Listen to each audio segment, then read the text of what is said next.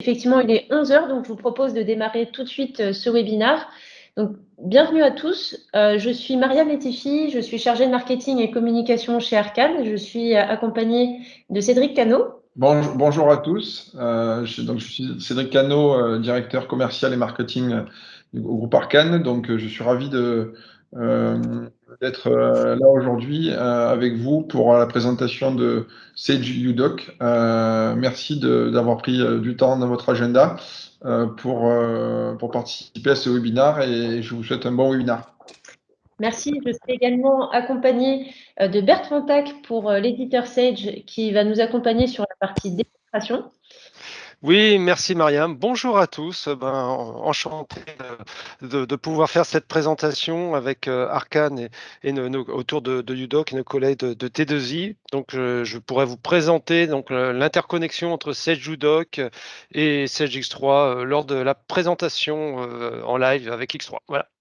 Merci beaucoup Bertrand. Et enfin, nous aurons également le plaisir d'avoir Jean-Sébastien Stegen du groupe T2I qui va donc nous faire une introduction à la dématérialisation avec UDoc et en particulier avec le connecteur entre UDoc et X3. Bonjour à tous.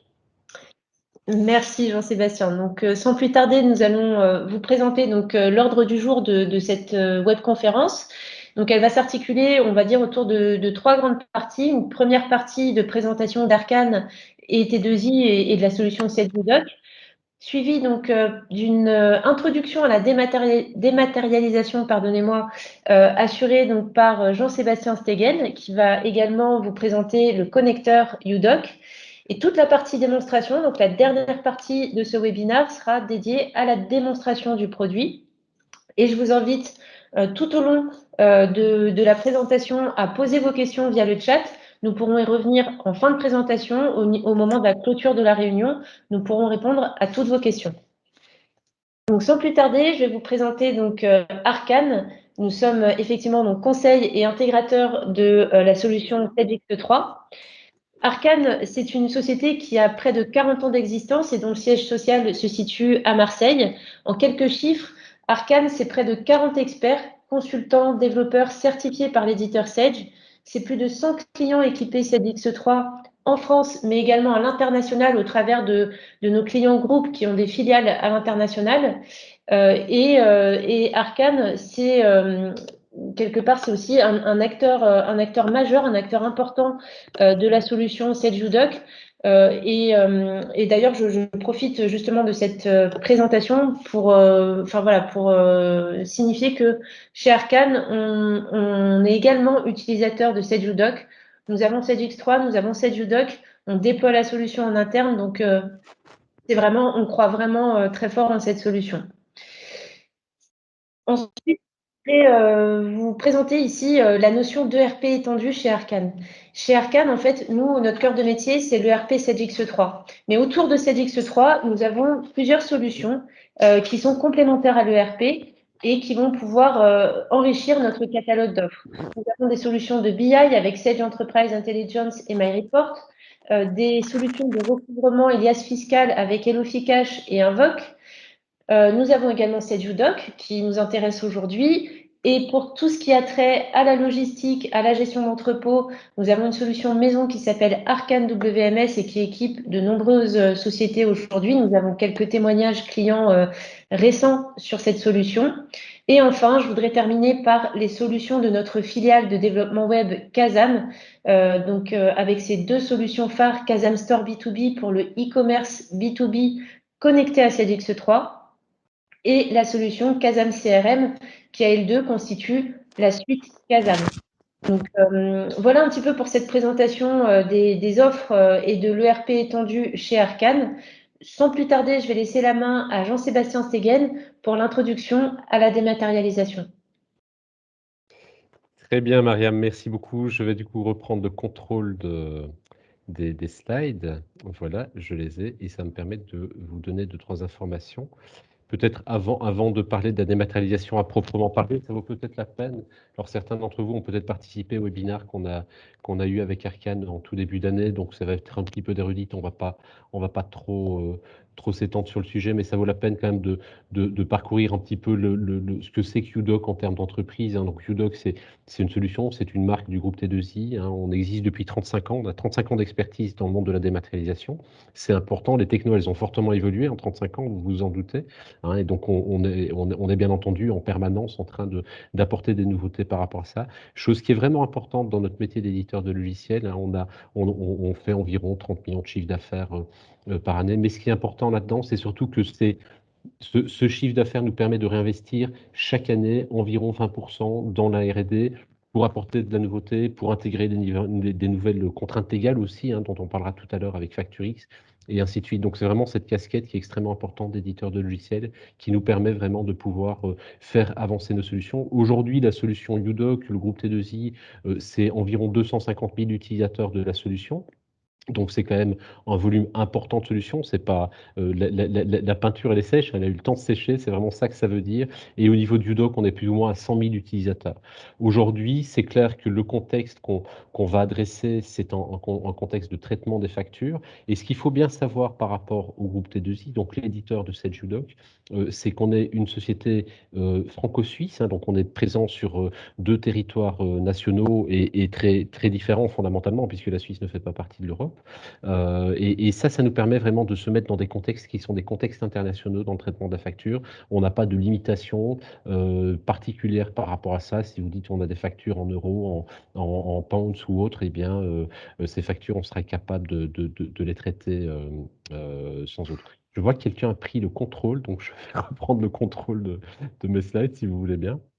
Donc voilà un peu qui on est par rapport à ça. On a plusieurs références, hein, comme je vous ai dit, on est présent sur plusieurs territoires et également des territoires en termes de mise en œuvre, hein. Donc ça signifie qu'on est présent très fortement dans le monde de l'immobilier. On est également, et ça c'est le côté helvétique, hein, quelque part, qui impose ça, on est très présent dans le monde des banques et des assurances avec des noms qui ne vous parlent pas forcément en France, mais en Suisse qui sont assez parlants, comme la Banque cantonale du Valais, comme le groupe Mutuel, comme Otella. On est présent en France également dans le monde des assurances, hein, notamment avec April. Dans le monde de l'immobilier, il y a Paris Habitat, hein, qui est une grosse référence. Il y a CDC Habitat aussi qui est une très très grosse référence. Dans le monde des administrations publiques, c'est plus vrai en Suisse, hein, qu'en France, hein. D'ailleurs, l'immobilier, c'est plus vrai en France qu'en Suisse. On est également présent dans le monde de la distribution, dans le monde du transport et de la logistique, avec d'ailleurs des clients qui sont équipés d'X3, hein, comme Mahler par exemple, hein.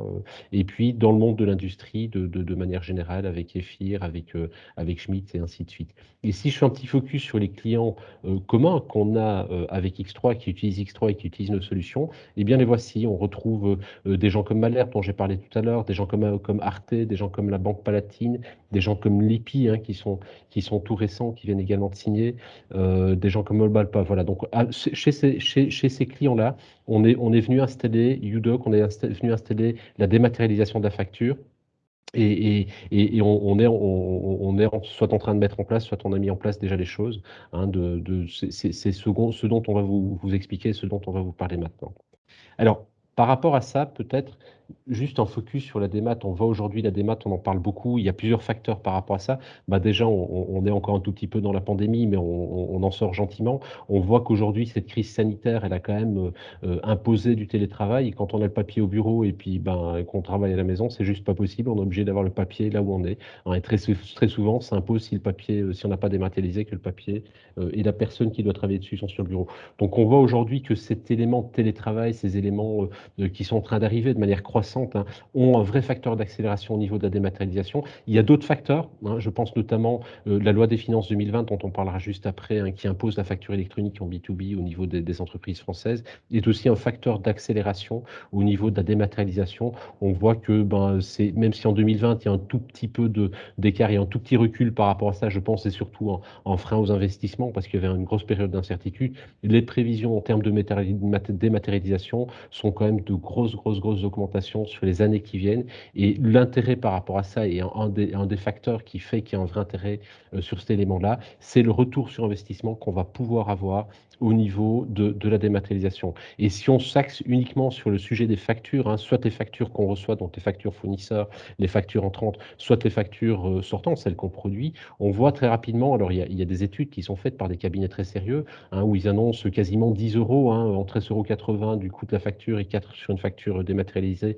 on est quasiment à 10 € d'économie. Nous, on est un tout petit peu plus modeste, on part du principe que c'est plutôt 5 €, hein, mais sur 10 000 factures annuelles, ça fait 50 000 € d'économiser, hein, ou 50 000 € qu'on peut investir dans autre chose. Donc le retour sur investissement sur la facture fournisseur, il est très élevé et très rapidement élevé, d'autant plus, et ça c'est quelque chose qui est important, quand on parle de Sage UDoc, on parle d'une solution qui est complètement intégrée à Sage. On ne parle pas d'une solution qui est connectée, on parle d'une solution qui est complètement intégrée. Ça veut dire qu'on ne va pas dupliquer les référentiels, on va utiliser ce que fait déjà Sage, hein, notamment le workflow de bon à payer. Hein, on ne va pas réinventer la roue, on ne va pas mettre une nouvelle roue en place, on va utiliser ce qui existe dans Sage et on va venir compléter dans Sage ce qu'il n'y a pas, c'est-à-dire la partie acquisition de la facture avec reconnaissance, ainsi que la partie GED à proprement parler.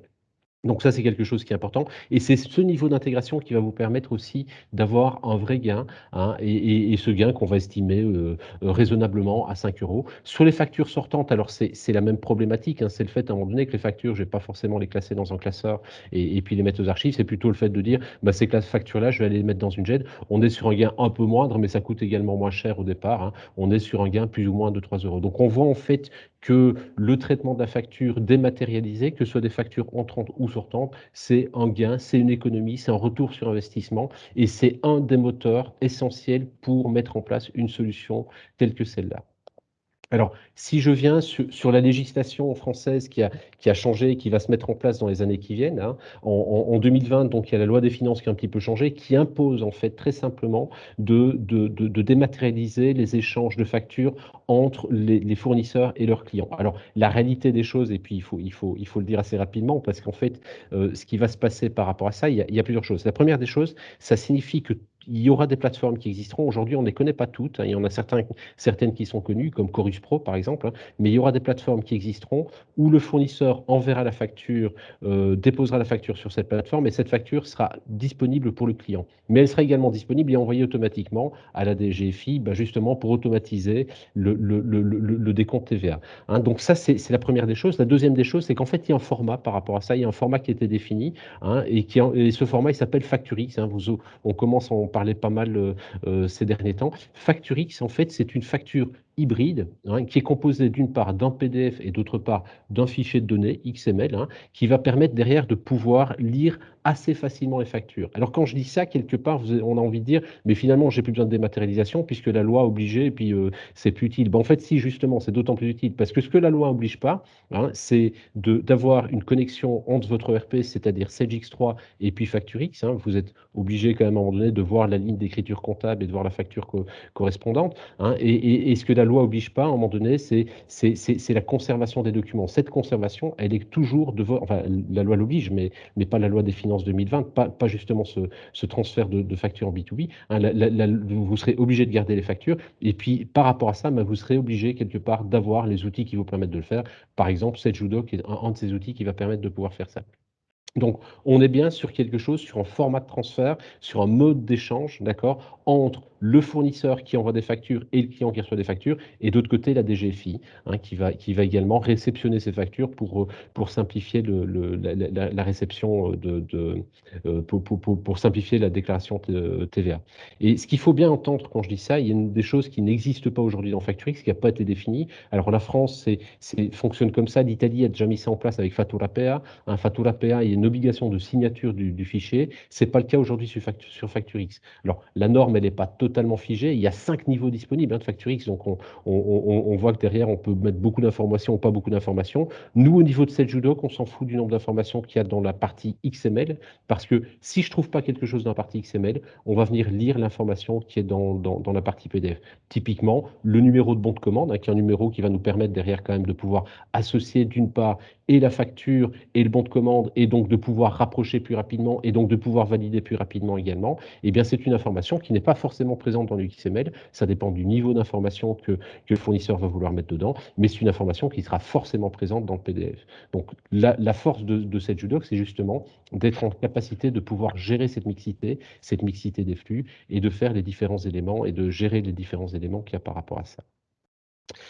Donc voilà par rapport à FactorX. Maintenant, si je présente le connecteur, peut-être une brève revue de ce que c'est QDoc. Alors on s'était vu déjà au début février par rapport à ça. Donc cette UDoc propose, c'est une jet d'entreprise. Ça c'est quelque chose qu'il faut bien comprendre. On n'est pas que sur de la facture fournisseur. Il y a certains concurrents qui proposent que de la facture fournisseur. Ils sont d'ailleurs pas forcément partenaires ISV, ils sont pas forcément intégrés, mais ils sont plutôt dans un mode connecté avec des duplications de référentiels. Notre approche, nous, c'est vraiment de venir dire, on vient compléter ce que Sage n'a pas, c'est-à-dire la partie acquisition qui va nous permettre de faire la récupération de factures, que ces factures soient électroniques à la base ou qu'elles soient papier, de faire la lecture, l'ossérisation des données qui nous intéressent, ça veut dire tout ce qui est en tête, pied de page, au niveau du doc acquisition, on va faire les reconnaissances et contrôler que ces reconnaissances sont justes en fonction des éléments qui sont dans le document, mais également en fonction de ce qui existe dans X3. Typiquement, si je regarde, si je reconnais un fournisseur, je vais m'assurer qu'il existe, je vais m'assurer que son RIB il est juste, je vais m'assurer de ces différents éléments-là. On a la partie UDoc gestion qui est la partie qui nous permet de stocker, d'archiver le document et de l'archiver d'ailleurs aussi à des fins de valeur probante. Donc ça signifie que derrière, je conserve le document et je peux garantir que le document il n'a pas été modifié. On respecte les différentes normes qui existent par rapport à ça. Et puis tout dernier élément de cette UDoc, qui est cet aspect de circulation et publication documentaire. On n'est pas sur des flux métiers, on est sur du workflow documentaire. J'ai par exemple un document qui est une offre et cette offre, je veux la faire valider par différentes personnes. Eh bien, UDoc Circulation est prévu pour ça.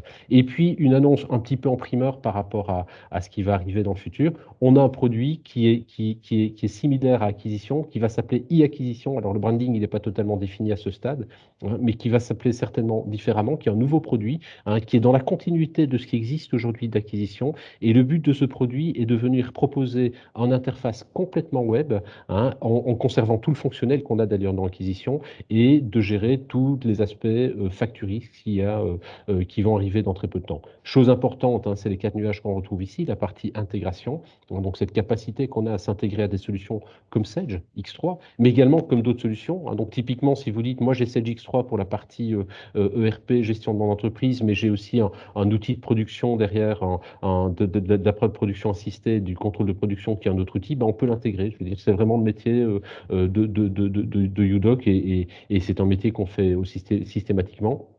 Cette notion de vue métier, c'est-à-dire que quand on vient chez vous et qu'on met en place une GED, on va venir avec une vue métier pré-paramétrée qui s'appelle un plan de classement pré-paramétré, ça s'appelle un PAC, qui va nous permettre de définir entre autres les sécurités, mais qui va nous permettre également de pouvoir valider et puis pouvoir classer le document. C'est un ensemble de métadonnées quelque part qui va nous permettre de classer plus facilement le document. Et puis cet aspect de conformité dont j'ai déjà parlé, conformité par rapport aux différentes normes, les normes ISO 14641 ou NFZ 42013 par exemple, qui sont des normes qui définissent et qui régissent la manière de mettre en place une valeur légale de la gestion électronique de documents et de la GED. Alors je précise bien une chose, ce n'est pas que des normes techniques, c'est pas UDoc qui est normé, c'est bien l'organisation et UDoc vient vous appuyer pour pouvoir garantir ces différentes normes-là. Voilà un petit peu une vue un peu macroscopique de cette UDoc, ça vous permet de savoir ce que c'est et puis surtout les points forts pour vous qui sont vraiment importants, je pense, c'est de bien comprendre que c'est une solution de GED d'entreprise. On ne fait pas que de la facture fournisseur, on fait vraiment de la GED d'entreprise et on est ISV et complètement intégré à Sage X3. Ça, c'est quelque chose qui est essentiel par rapport à vous. Alors, quand on s'était vu au mois de janvier, février, je ne sais plus la date exacte, on avait déjà parlé du connecteur, on avait parlé d'une version 1 du connecteur. Comme je vous l'ai dit en préambule, nous sommes éditeurs de logiciels, donc notre objectif, c'est de faire évoluer nos logiciels pour nos clients parce qu'il y a des besoins par rapport à ça. Et c'est ce qu'on a fait. Donc aujourd'hui, on arrive avec une V2 du connecteur, avec une richesse fonctionnelle plus grande. Et bientôt, on sera aussi avec une V3 du connecteur, avec une richesse fonctionnelle encore plus grande. Et voilà, donc on grandit avec les années, on grandit avec le temps, on grandit avec nos clients.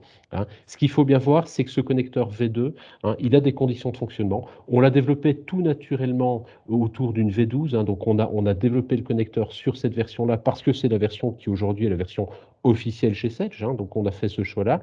Ça ne veut pas dire que si vous n'êtes pas dans une V12, ça ne va pas fonctionner.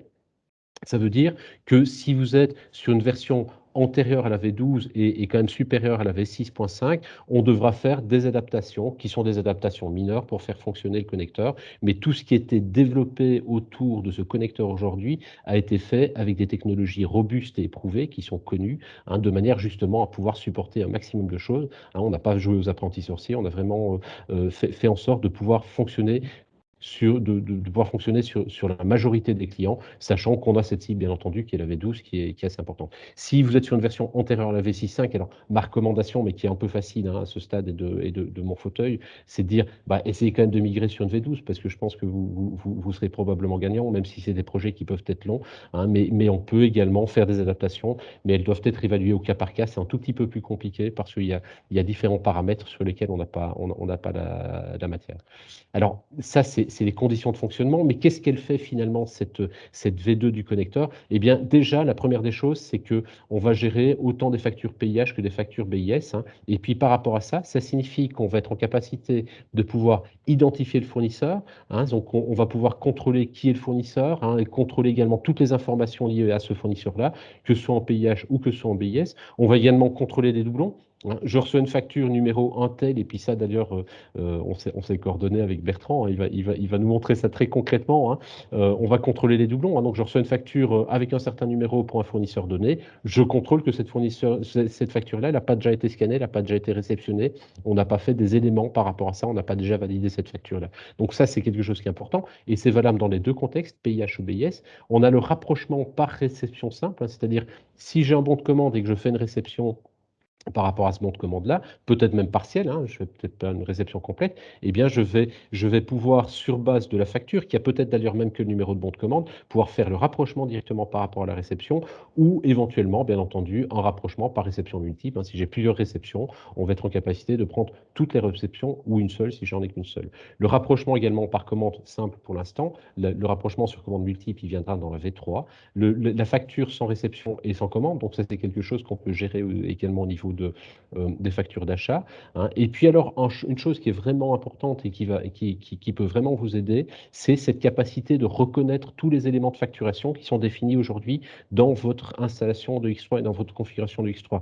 Donc ces éléments de facturation, ça veut dire quoi? Ça veut dire les remises commerciales, les ports, les frais d'assurance, les taux, les différents escomptes, etc., etc.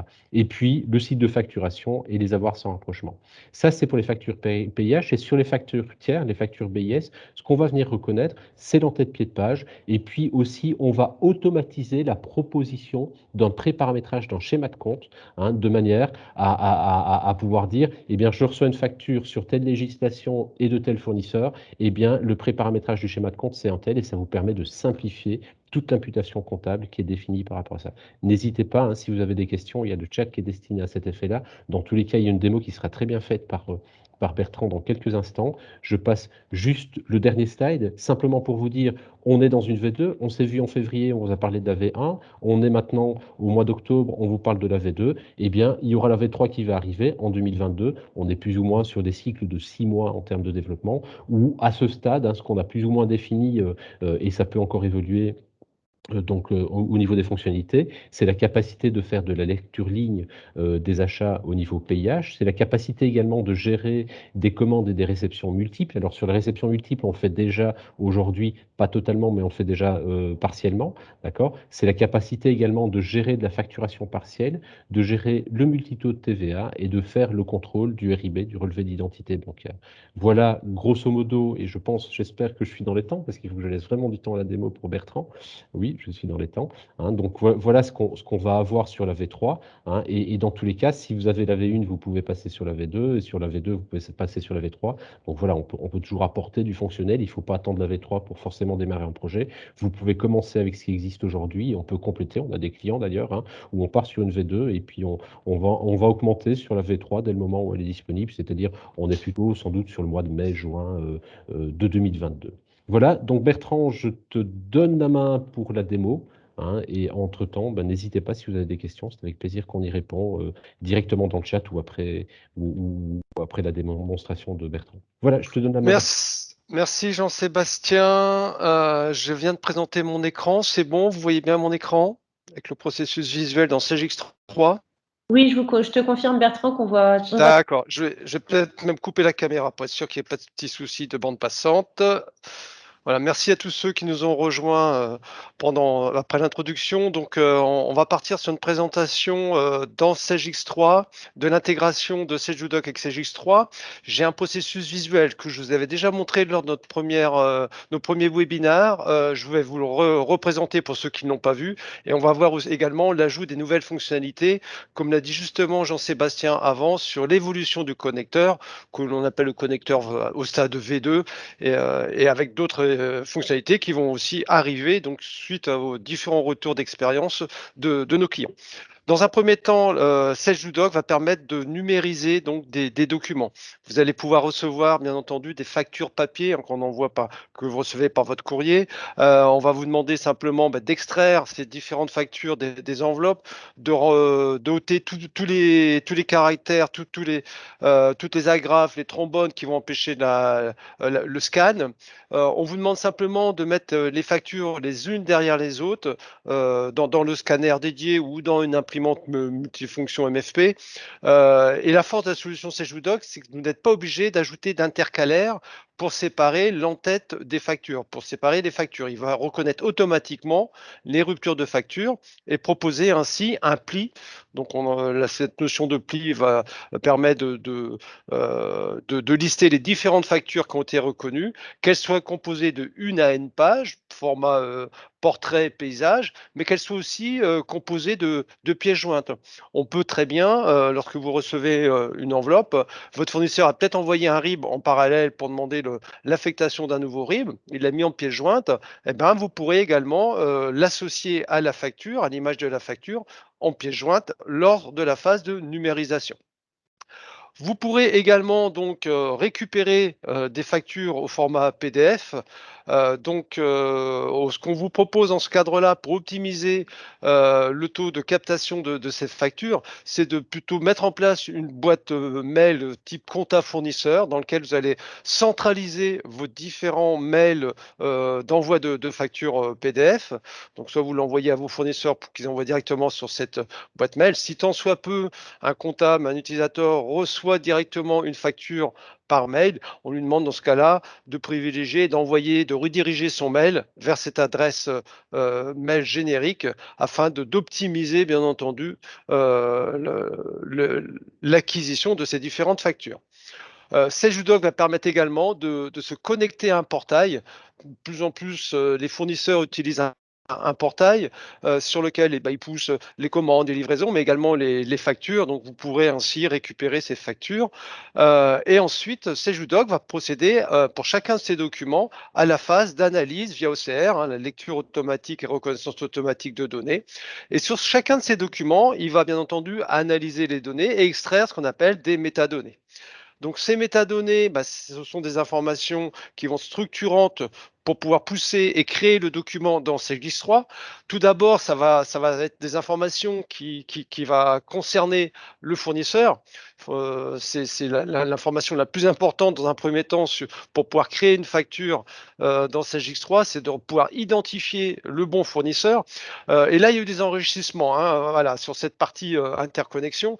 Donc, on va pouvoir travailler librement sur différents identifiants permettant de reconnaître le fournisseur. Donc, ça pourrait être très bien le numéro de TVA intracommunautaire, ça pourrait être également le SIRET, le SIREN, la raison sociale, le code. Donc, vous allez pouvoir avoir une liberté d'interaction avec Sage X3 pour identifier le bon fournisseur. Alors, ce qui est important aussi, et ça, c'est la force de Sage Udoc et de Sage X3 assemblés tous les deux ensemble, c'est que toutes les données restent présentes dans Sage X3. J'entends par là que lorsque vous allez rechercher, quand Sage Udoc va rechercher des éléments, il va aller accéder à la base Sage X3. Par exemple, pour le code fournisseur, l'identifiant par rapport au numéro de TVA intracommunautaire, il accède à la base, il liste les différents fournisseurs.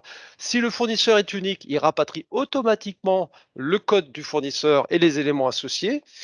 Si tant soit peu, vous avez dupliqué cette fiche fournisseur et qu'il retrouve plusieurs occurrences de fournisseurs avec le même numéro de TVA intracommunautaire, dans ce cadre-là, il propose une liste et ça sera le même fonctionnement pour d'autres accès sur les réceptions, sur les sites. On verra cette interaction après. Et donc, la force de la solution, c'est que vous n'avez pas besoin d'exporter de données de l'ERP SageX3. Elles restent présentes, donc elles vivent, elles peuvent continuer à vivre, elles seront toujours cohérentes et il n'y aura pas de déphasage de données d'un côté par rapport à l'autre. Et on évite également le doublonnage de ces données. Alors, les autres données que l'on extraira également des factures, ça va pouvoir être le numéro de commande, un numéro de bon de livraison. Et c'est surtout ce qui est important, c'est qu'à partir d'un numéro de commande, on va pouvoir aller même rechercher toutes les réceptions associées à cette commande. Donc la force du connecteur, c'est que en plus de simplement faire des accès, il va également pouvoir descendre et aller scruter les flux en aval des commandes. Si une commande a fait l'objet de 2 réceptions, bah, il va pouvoir vous proposer ces réceptions et l'utilisateur pourra interagir et choisir s'il veut traiter une seule réception ou l'ensemble des réceptions. Donc ça aussi, c'est une nouveauté du connecteur V2 qui permet donc de prendre plusieurs cas de fonctionnement de flux en lien avec votre processus achat. Vous pourrez aussi, donc, si vous le souhaitez, forcer le chargement de la facture si, par exemple, il n'y a pas eu de commande ni de réception. C'est aussi la force du connecteur d'avoir pris en compte, suite à des demandes, de pouvoir créer une facture avec une ligne générique. On pourra aussi, comme l'a dit justement tout à l'heure Jean-Sébastien, identifier des frais de port, des frais de douane, les différents frais, ce qu'on appelle les éléments de facturation, les remises. Et on peut aller jusqu'à 5 éléments de facturation donc, lors de cette phase d'acquisition. Donc l'utilisateur va ainsi valider ces différents flux, différentes factures, et il pourra ensuite valider le lot de factures.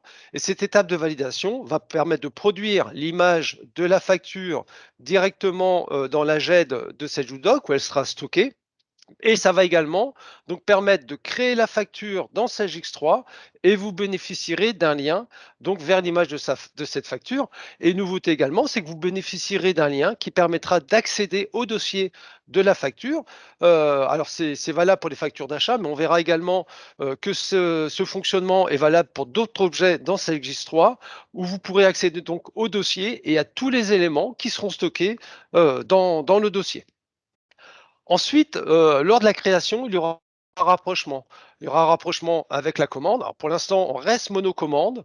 Comme l'a dit Jean-Sébastien, on passera multicommande dans la version V3 du connecteur. Par contre, on pourra récupérer plusieurs réceptions et toutes les lignes des différentes réceptions sélectionnées. Ensuite, on donnera la main à l'utilisateur et l'utilisateur pourra effectuer ce qu'on appelle le contrôle facture tel qu'il le fait actuellement lors des saisies manuelles et vérifier que l'ensemble des lignes rapatriées correspond bien aux montants d'en-tête qui ont été identifiés par cette JUDoc sur la facture. S'il y a écart, bien entendu, il faudra qu'il effectue l'ajustement nécessaire en modifiant les quantités montants. Et s'il n'y a pas écart, il pourra directement valider la facture. On pourra même proposer une automatisation de validation de ces factures pour éviter d'avoir une intervention manuelle. Et bien entendu, en parallèle de tout ça, on pourra proposer la gestion d'un bon à payer par workflow qui permettra donc si écart il y a, par exemple, d'alerter tel ou tel utilisateur, dépendant de votre organisation. On pourra mettre un circuit de signature dédié pour que cet utilisateur en charge des écarts ou des traitements un petit peu non conformes aux attendus de flux d'achat interagisse et donne le bon à payer de cette facture. Je vous propose maintenant qu'on aille directement donc dans la solution SageJUDoc et on va aller donc sur ce qu'on appelle classe de lot facture Sage. Alors, vous voyez ici, à ce niveau, on a une classe de lot facture Sage pour les factures d'achat. Mais sachez également qu'on a la possibilité, et c'est aussi la force du connecteur V2, d'intégrer des factures un petit peu hors flux négoce, les factures plutôt réservées aux comptables, factures tiers fournisseurs, donc c'est la classe de lot supérieure. On a préféré créer 2 classes de lot différentes. Donc si tant soit peu vous avez ces besoins de gestion, on vous proposera dans un premier temps de faire 2 paquets pour les factures d'achat et les factures tiers fournisseurs pour ainsi mieux apprécier appréhender ces différents flux. Donc, je pars sur la facture, la classe de lot qui correspond aux factures d'achat, contrôle facture. Je vais aller sélectionner les documents. Il me rappelle bien entendu le contexte de mon lot. Même fonctionnement, hein, vous l'aviez déjà vu la dernière fois, mais voilà, on sélectionne les éléments. Donc, bien entendu, là, je ne peux pas vous montrer le scanner hein, et comment il a travaillé, mais on récupère plutôt le résultat du scan des documents qui ont été déposés dans un répertoire ou qu'on a scruté.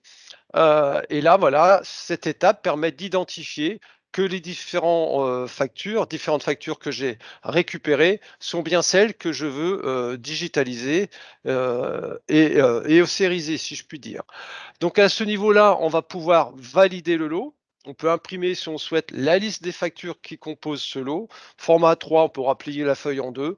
Insérer, si vous avez à côté ces différentes factures dans cette feuille pliée en deux pour constituer un signe chemise et pouvoir l'archiver en bénéficiant tout naturellement d'un numéro de lot sans avoir à vous préoccuper d'une quelconque indexation sur le mois, le numéro de semaine, le jour, etc. Et ainsi faciliter la recherche des documents. J'arrive donc sur cette partie vidéocodage reconnaissance. Donc, SageUdoc est en train de travailler et pour chacun des plis hein, qu'on voit qu'il a constitué, il va proposer donc, il va effectuer des contrôles. Et pour chacun de ces plis, on va pouvoir visualiser si tout est OK ou pas. Donc, dans le cas présent, on voit qu'il a bien retrouvé les différents plis, les différentes factures. Chacune des factures étant composée d'une page, et on voit que la dernière, voilà, elle est composée de 2 pages. Et vous voyez que SageUdoc se positionne tout de suite sur un pli, sur la deuxième facture, et il met un œil. Voilà. Pourquoi il met un œil? Demande à l'utilisateur d'aller vérifier la facture parce qu'il a identifié quelque chose, une anomalie ou un contrôle bloquant. Et là, le contrôle est, attention, on est en présence du contrôle de doublon sur facture fournisseur. Donc pour le test, j'ai déjà intégré une facture avec ce même numéro de facture fournisseur et il me dit à juste titre, numéro de facture déjà existant.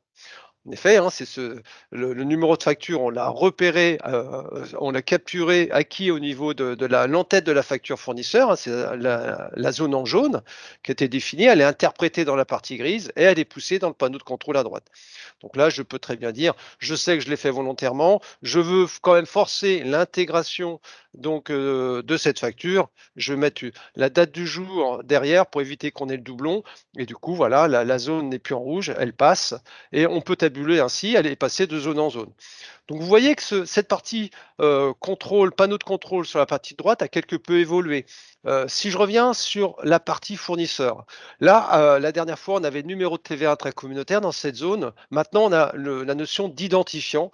Et comme je vous disais, le connecteur s'est enrichi et l'accès au fournisseur via web service depuis SageUdoc vers SageX3 va pouvoir se faire sur différentes informations que vous pourrez donc définir au niveau du modèle de facture. Et là, on va dire, on va plutôt travailler sur le numéro de TVA intracommunautaire, mais on aurait pu très bien travailler aussi sur le numéro de SIRET qui est présent là. Donc, on charge cette zone dans l'identifiant fournisseur, ce qui permet ensuite d'aller rechercher le fournisseur associé. Et là, on voit qu'il a ramené le code fournisseur FR095. Alors, l'utilisateur, il a toujours possibilité d'interagir sur les différentes zones.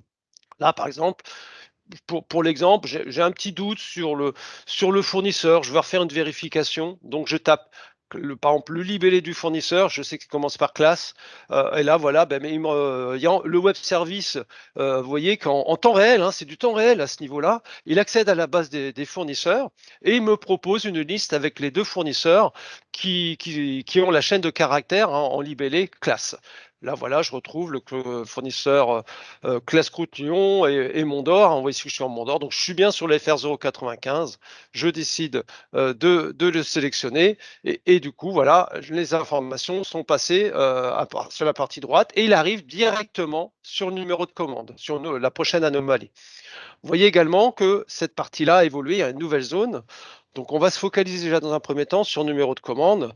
Là, j'ai encore fait volontairement une restriction sur la zone. J'ai pas identifié la zone totale du numéro de commande. Je l'ai réduite pour justement pousser l'erreur et montrer comment on peut aussi interagir lors de la phase de vidéocodage s'il y a quelque peu un souci ou quelque chose qui a mal été identifié. Donc là, ça me permet de vous montrer que je peux sélectionner le numéro de commande avec ma souris.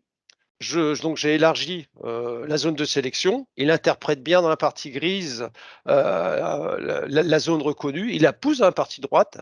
Toujours pareil, ici, je peux saisir également le numéro de commande. Si le 8 avait été mal reconnu, ben voilà, si j'arrive de mon propre œil donc à le visualiser, je peux également le saisir. À partir de ce numéro de commande, si je tabule, vous voyez qu'il a accédé à la base CGX3, encore un autre web service qui a été lire la base des commandes en cours, et on voit qu'il y a eu un certain nombre d'informations qui ont été rapatriées. Déjà, par rapport à ce numéro de commande, on voit qu'il y a une réception qui a été associée. Alors là, vous voyez, dans ce cas-là, je n'ai pas mentionné ni de numéro de réception, ni de bons de livraison qui sont présentés ici. Grâce à la commande que je vais nommer 138 ici, il a accédé à la base CGX3, il a pu descendre dans les flux associés à cette commande et il a visualisé qu'il y avait une réception qui était associée à cette commande. Donc il rapatrie automatiquement, c'est bien là aussi une avancée du connecteur, il rapatrie automatiquement la réception associée. Et pour vous aider en plus et aider l'opérateur à valider cette saisie, il ramène le site de la réception, il ramène le montant de la réception et le montant de la commande. Donc ça peut aider aussi, s'il y avait plusieurs réceptions, à faire les bons choix en termes de sélection. Et comme cette réception, la 55, si je puis la nommer ainsi, comme cette réception avait la mention du numéro de bon de livraison, on voit que il a rapatrié le numéro de bon de livraison. Alors là, en l'occurrence, vous voyez que ce bon de livraison, il était marqué là aussi sur la facture. Donc on est vraiment pile poil là, ça permet vraiment de valider qu'on est en phase au niveau de tous les flux. Alors, j'aurais pu aussi, à ce niveau-là, décider de travailler sur le bon de livraison, présent ici, de le charger là, et le connecteur aurait aussi proposé le même fonctionnement en termes de reconnaissance de flux. Vous voyez également qu'il a rapatrié, grâce à ces flux de négoce, le site de facturation, le FR011. À ce niveau-là, je tabule. Et vous voyez les nouvelles zones aussi qui ont été proposées. Là, on n'en a affiché que 3. Donc là, c'est la remise commerciale, le frais de port, les frais de port ou les frais d'assurance. Donc bien entendu, s'il y avait quelque part au niveau de la facture des frais qui étaient mentionnés, ils auraient pu être chargés dans cette partie pour contrôle et pour pouvoir les pousser lors de la création de la facture dans SAGX3. Là, on retrouve les montants qu'on avait déjà vus lors de la première version du connecteur, le montant hors taxe, le montant de TVA. On a mis à titre de contrôle le montant hors taxe cumulé donc des éléments de facturation, ce qu'on appelait les frais, ce qui donne un montant total TTC et une devise. Donc maintenant, je n'ai plus qu'à faire entrer pour passer donc automatiquement à la prochaine facture. Alors avant d'aller sur la prochaine facture, je voulais aussi vous montrer un autre cas qui est, c'est cette facture-là, voilà, qui est multi-réception. Donc sur cette facture multi-réception, on a un bandeau qui apparaît tout de suite et il nous demande de choisir là où les réceptions que je veux sélectionner. Donc dans l'exemple mentionné, on est parti du numéro de commande, le 128, et cette commande a fait l'objet de plusieurs réceptions. On les voit ici, elles ont été listées. La réception qui se termine par 53 et celle qui se termine par 180. Et là, nous, par défaut, il nous dit, est-ce que je te propose plutôt de charger toutes les réceptions, d'être en multi-réception? Et donc, si je sélectionne multi-réception, il va bien prendre l'ensemble des réceptions qui ont été proposées. On voit qu'on est à peu près dans cette hauteur-là, 307, 62 plus 20, 25. On arrive à peu près sur le total. Donc, on arrive sur le total de la commande. Donc là, ici, je dis, voilà, si je clique ici, je prends toutes les réceptions, mais j'aurais pu en sélectionner qu'une seule. Donc, je valide. Et comme je suis bon, voilà, je vais revenir dessus, comme je n'avais pas d'anomalie dessus, eh ben, il est passé automatiquement sur la prochaine facture que j'avais cliqué d'ailleurs. Là, tout simplement pour vous montrer qu'on peut aussi travailler, comme je vous disais tout à l'heure, sur le numéro de bon de livraison. Vous voyez là, sur cette facture concernant le fournisseur Leroy Merlin, on a décidé de sélectionner le bon de livraison. Voilà, donc il a ramené les montants, la réception, les montants associés et les montants de la facture. Donc du coup, une fois que les contrôles sont corrects, hein, les éléments de facture passent validés avec le petit vert, le petit V validation sur la partie gauche. Je fais entrer et voyez, passe sur le dernier pli à vérifier. Là, je suis simplement sur un problème donc où il me demande de valider le choix. Ici, on a proposé lors du vidéocodage de calculer le montant TTC. Donc, il a fait 120/310 plus 9,52, ça fait 123,22. Donc, et là, le 123,22, on voyait qu'il était en écart par rapport au montant total. Donc là, c'est vrai que c'est pour ça qu'il me demandait de valider le choix. Mais si je reviens sur ce montant, il me dit attention, 133,20, maintenant on reboucle dans l'autre sens, c'est pas correct. Pourquoi? Parce que 133,20, ça ne répond pas à la somme de 120/310 plus 9,52, il y a 2 centimes qui manquent. Bon, c'est des habitudes de nos amis suisses d'arrondir au décimal, 0 ou 5 centimes près. Donc ici, je vais taper le 0 pour être en phase, ce qui va me permettre ensuite de valider les montants. Et vous voyez qu'on est même capable d'analyser la devise et ainsi de pouvoir pousser, une fois que tous les contrôles sont effectués, la libération du lot. Pas forcément nécessaire de repasser sur les factures qui ne posaient pas de problème.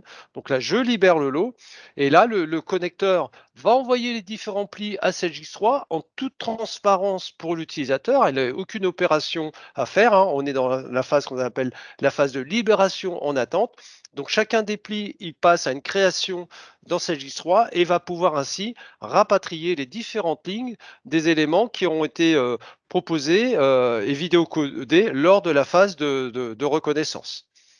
On voit que maintenant le lot est terminé. Il reliste les différents plis associés et on rappelle les numéros de facture qui ont servi au contrôle de doublons et les numéros de pièces qui ont été créés dans CELGIX3.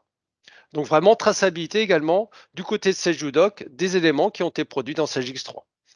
Je pars rapidement sur la partie dans CELGIX3. Je vous propose qu'on aille voir le résultat. J'étais déconnecté. Voilà, on est un petit peu bavard. On se reconnecte. On va aller voir directement les différents plis qui ont été constitués pour voir comment on peut accéder ensuite donc à CELGIX3. Donc je vais dans la partie facture d'achat et on va partir sur les exemples de factures qu'on a récupérées, qu'on retrouve ici dans la partie gauche. Et si je prends celle-ci, celle qui concerne le fournisseur Éclat 2000, on voit qu'il a bien créé l'entête de la facture. Alors, on a fait le choix de pousser la date comptable, qui est la date de facture d'origine, la date de cette facture-là. On aurait très bien pu faire, au moment du paramétrage de la classe de lot, paramétrer que date comptable et la date du jour. On peut mettre des règles de gestion associées. On retrouve bien entendu les éléments qui ont été identifiés, dont le numéro de facture fournisseur sur l'entête de la facture, les informations issues de la LADRAD, donc le numéro d'import, l'eurodatage, les montants hors taxes, et ici, vous voyez, il est venu créer la facture en rapatriant automatiquement les différentes lignes de la commande. Et ainsi, l'opérateur n'a plus qu'à valider, là dans le cadre présent, il n'y a pas d'écart. Si on descend sur le panneau de contrôle ici, il n'y a pas d'écart hors taxe, pas de TVA, pas d'écart TTC non plus. Donc, il peut valider la facture et ainsi effectuer le déversement comptable. On voit également que par rapport à la gestion du bon à payer, dans l'exemple même, on est parti sur un bon à payer en attente et du coup, on peut donc, on bénéficie d'un circuit de signature qu'on a paramétré qui demande donc, dans le cas présent, à l'utilisateur 01, user 01, de valider le bon à payer de cette facture. Donc, soit il reçoit par mail un avertissement lui demandant de valider le bon à payer, soit au niveau du moniteur de workflow, il va avoir donc une demande de signature, bien entendu, avec toute la traçabilité associée à la facture d'achat. Alors on était tout à l'heure sur également le cas multi-réception, c'est celle-ci. Non, pardon, ça doit être celle-là. Voilà. Rappelez-vous, tout à l'heure, j'ai sélectionné, donc c'était le fournisseur Lyreco, j'ai sélectionné multi-réception. Vous voyez que par rapport à ce multi-réception, il a été capable de rapatrier toutes les lignes des 2 réceptions, la 53 et la 180. On les voit bien ici. Donc, il y a toujours possibilité après pour l'utilisateur, s'il y a un quelconque écart, de venir modifier les quantités ou de revenir ici sur les panneaux de picking, de sélection, de commande réception et d'éventuellement compléter la saisie ou voire supprimer des lignes. L'autre point important, c'est que vous bénéficiez maintenant donc d'un lien vers le retour vers la JET de cette JUDOC. On voit le document qui n'a pas été bien poussé, mais que j'aurais dû récupérer. Alors, on va aller sur celle-ci. Ah, petit souci, là, normalement, on doit retrouver les documents, hein, et on a également ici le retour vers le pli vers la GED, donc où on doit retrouver les documents. Je vous le montrerai sur l'autre flux après. Donc, vous bénéficiez ici de 2 boutons, un qui permet de voir donc directement l'image de la facture et l'autre qui permet de voir le dossier associé donc dans la GED. Ce que je vous propose aussi à ce niveau-là, c'est de retourner vite fait sur la partie dans cette JUDOC qui concerne les factures tiers fournisseurs. Donc, on va revenir ici. Ouais, il y a une autre classe de lot, donc qui va me permettre de récupérer des factures tiers fournisseurs. On va aller rapidement scanner, récupérer, digitaliser une facture tiers fournisseur. Donc, j'ai dû mettre une ici, voilà. On refait le même travail. Vous allez voir que le bandeau a égal, donc je valide la facture, et aussi adapté en fonction de l'élément produit. Donc, j'arrive sur cette facture, en train de la classifier, voilà, et je vais retrouver la facture de Vitkowska. Toujours pareil, pour bloquer, éviter que l'envoi se fait en automatique, hein, c'est un paramétrage, mais là, je préfère positionner une anomalie sur contrôle doublon pour bloquer l'envoi pour l'objet de la présentation. Donc, je vais vous présenter, donc voilà, je saisis le numéro de facture fournisseur et vous voyez qu'ici, le panneau est quelque peu différent. Bien entendu, on bénéficie de moins d'informations. Donc, c'est à l'utilisateur ici de choisir le site de facturation. Donc, je ne vous l'ai pas montré tout à l'heure, mais on pourrait très bien taper FR. Bien entendu, encore un web service qui accède à la base SageX3 et là, il me propose la liste des sites financiers. Il suffit que je clique sur FR011 et il rapatrie automatiquement le bon site. Il permet de récupérer donc la date facture fournisseur avec l'algorithme qui va bien, qui permet de récupérer tout format de date. On retrouve les éléments de facturation que l'on pourrait également identifier ici. Alors, montant hors taxe, montant de TVA, montant TTC qui sont également reconnus, ce qui permet ainsi de pouvoir pousser la facture. Et ceci, on va la créer avec des... Pardon, il y a quelqu'un qui a activé le micro. Merci si vous pouvez le couper. Donc, il va permettre de créer la facture à partir d'un schéma de compte. C'est le choix qu'on a retenu. Donc, vous pouvez positionner un schéma de compte sur la fiche du fournisseur et grâce à ce schéma de compte, il va créer les différentes lignes de facture. Hop, voilà. Je libère le lot et on va aller voir un peu le rendu de cette facture dans SageX3. Donc, au niveau des factures tiers fournisseurs, j'ai mis un petit lien ici, voilà. On retrouve ici la facture. J'imagine que le web service a peut-être eu, voilà, il y a un petit lien, mais je vais vous montrer. J'ai une autre facture qui me permet de visualiser le rendu. Donc voilà, on peut aller sur celle-ci. J'ai déjà fait le cas au préalable. Donc, ça permet donc de charger la facture. Vous voyez ici qu'il a rapatrié un schéma de compte, il a ventilé les montants, le montant d'en-tête en fonction des différents coefficients du schéma de compte, hein, tel que vous l'auriez fait lors d'une saisie. Et ce qui permet ici d'aller voir donc le document, l'image de la facture qui a été poussée dans la GED. J'ai déjà fait de manipulation, je suis même venu ajouter un commentaire. Donc après, vous bénéficiez de tous les atouts de manipulation de la GED dans cette JUDOC. Et on peut même, à partir de cette facture d'achat facture tiers fournisseur, aller accéder au pli, ce qu'on appelle le pli. Donc c'est le dossier Et dans le dossier qu'on retrouve ici, hein, on aurait pu stocker différents éléments qu'on pourrait ainsi visualiser. Donc, il suffit de cliquer sur l'image de la facture pour la retrouver. On retrouve un plan de classement, on retrouve ici des mots-clés aussi qui sont poussés et bien entendu des boutons d'action en fonction liés aux habilitations depuis Sage X3, donc de partage pour pouvoir récupérer le document, l'envoyer par mail, ou alors même de pouvoir ajouter un commentaire, comme ici. J'ai ajouté un commentaire et on peut voir qui est venu l'ajouter, etc., à quelle heure, quel horodatage. Hein.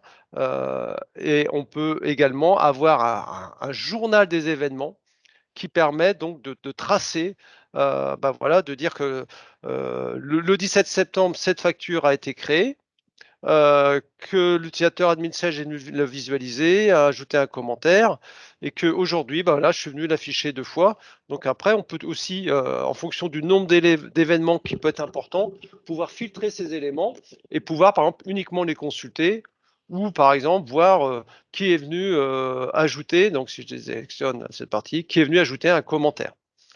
Voilà déjà pour cette partie en lien avec Sage X3. Si je vais directement dans la GED de Sage UDoc, hein, vous bénéficiez aussi de Sage UDoc pour, comme véritable GED d'entreprise. On veut dire par là que vous pouvez mettre en œuvre différents plans de classement. Et ces plans de classement vont permettre de stocker tous les documents dans cette GED d'entreprise avec un blockchain dédié, une base dédiée et des optimisations en termes de recherche très, très évoluées et très efficiente en termes de réponse, de temps de réponse. Si je tape système ici, il va me poser toutes les factures, tous les éléments, pas que les factures, mais tous les documents qui auraient été stockés dans la GED comportant le nom de la raison sociale système. Et là, je peux réduire en demandant uniquement facture système ou pour réduire un peu plus la liste, je décide de chercher les factures du fournisseur Éclat 2000, voilà, je retrouve ces factures et ainsi on peut naviguer, visualiser les différentes factures à l'intérieur de la GED. Autre point important et j'en finis là, vous voyez ici, vous pouvez mettre en œuvre différents packs, plans de classement, plan automatique de classement, pour stocker les documents qui sont en lien avec X3. Là, j'ai un pack achat, j'ai un pack vente, par exemple. On voit ici que je retrouve sur ce pack vente un dossier qui comporte plusieurs éléments. Hein. C'est ça la différence entre le dossier et l'accès direct à l'image. Et ainsi, je peux m'amuser à revisualiser à nouveau, donc par exemple un bon de préparation et avoir une traçabilité totale de ces éléments. Mais ce que je veux dire également par là, c'est que vous allez pouvoir aussi mettre en œuvre d'autres plans de classement qui seraient par exemple pour des objets métiers qui ne seraient pas forcément en lien avec CSGX3. Hein. On pourrait très bien gérer aussi des documents concernant les ressources humaines ou tout autre besoin métier. Voilà, j'en finis. Merci pour cette attention. Est-ce qu'on va passer aux questions? Est-ce qu'il y a des questions?